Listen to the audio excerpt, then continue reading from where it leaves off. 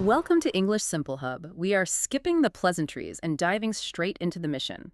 Securing a Band 9 in IELTS Speaking Part 1, specifically focusing on the topic of social networks. And this is a critical mission because this topic is, it's a notorious trap. It seems deceptively easy. Right. Everyone uses social media, so you think, oh, I can talk about this. Exactly. But the examiner isn't looking for a casual chat. They are looking for specific evidence of high-level language skills. Today, we are analyzing the data, specifically model answers, to see exactly how a Band 9 candidate manipulates the language. Okay, so we're treating this like a strategic operation. We've got a roadmap. We're going to break down the 4 most common questions in this cycle. Yep. Frequency, motivation, the downsides, and that tricky making friends question. And we're looking at vocabulary, grammatical agility, and the sort of psychological strategy behind the answers. It's not just listing words. It's about why they work and how they trigger specific marking criteria, like lexical resource and grammatical range. Let's start with the first data point then, the frequency question. The examiner asks, how often do you use social networks? The death trap here is the one-word answer. You ask a student, and they say, every day, or all the time. And that's it. And that's it. If you say that, you are immediately signaling to the examiner that you are a basic user. You're boring them, and frankly, you are capping your fluency score right there. So let's look at our source material. The model answer takes a completely different approach right out of the gate. It starts with the phrase, way too much. It's such a strong opening. Way too much. It accomplishes 2 things immediately. First, it's honest.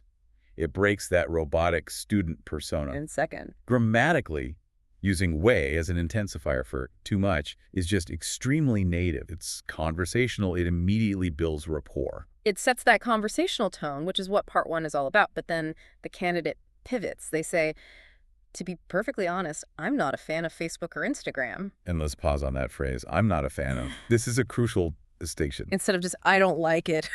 Right. Low-level students say, I don't like. High-level students use complex negatives. I'm not a fan of. It's not really my cup of tea. It implies a preference, a taste judgment, not just a flat emotion. It shows nuance. And nuance is where the points are. But here's where the grammar gets really interesting in the source text. The candidate says they don't like these apps, but then adds, I have them downloaded on my phone. Did you catch the tense shift there? That's present perfect, right? It is. I have them downloaded. Most students get stuck in the present simple mud. I use this, I like that. By slipping in a present perfect structure, you are subtly flexing your grammatical range. You're showing the state of the app as a result of a past action. It's effortless complexity, and the examiner's ears will perk up immediately. It's showing, not just telling. And then comes the confession. The candidate says, but it's Twitter that I'm addicted to. Addicted to. Now, clearly, they aren't clinically addicted. But in English, we use hyperbole exaggeration to show enthusiasm. So I use Twitter a lot. This may be a band 6. Functional, but dull. I'm addicted to it. Conveys intensity, emotion, and it collocates perfectly with technology. The justification is interesting, too. They don't just say, I like the news. They say, I just find it's a great way to keep up to date with current affairs. Let's unpack current affairs. This is the difference between casual speech and, academic readiness. News is generic. Current affairs implies politics, the global economy, social issues. It sounds more sophisticated. And the verb phrase, keep up to date with.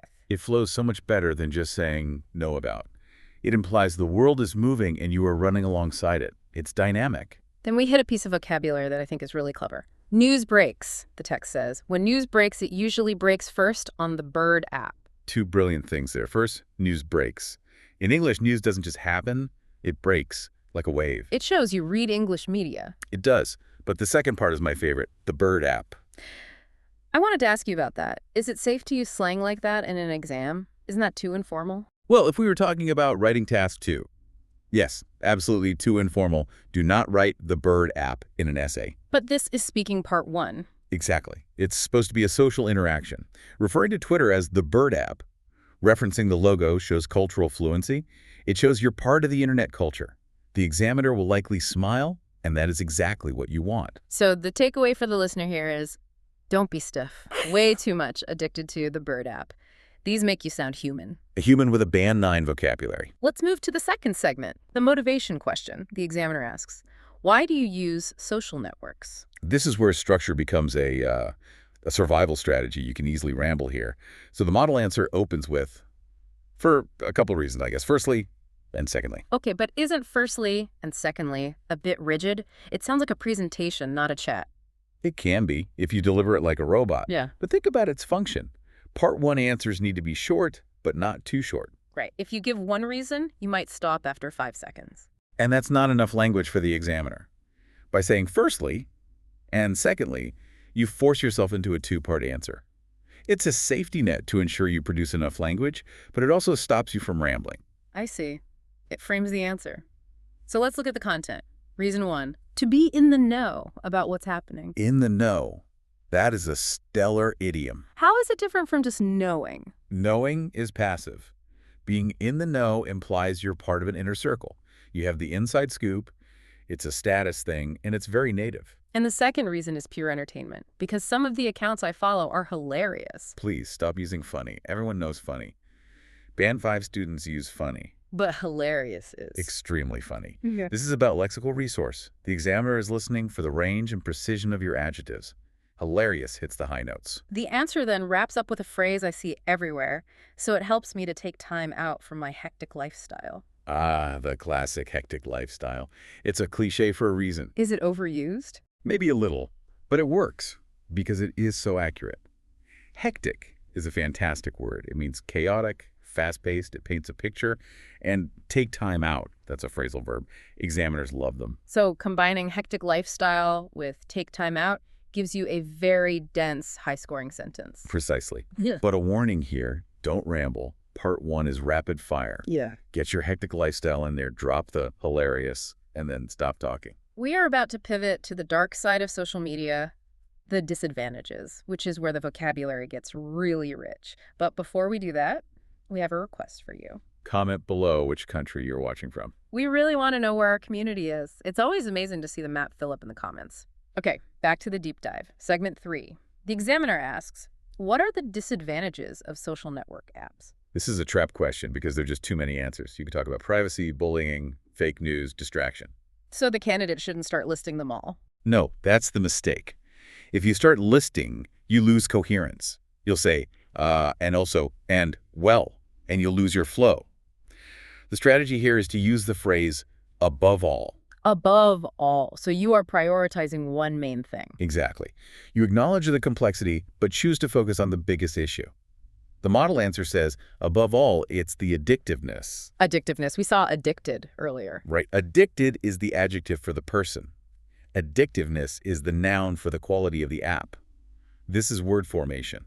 Showing the examiner you can do that is a key indicator of fluency. And the description is so relatable. It says, you think to yourself, I'll just take a quick look, and 3 hours later, you're still scrolling through your feed. And there's specific technical vocabulary here. Scrolling.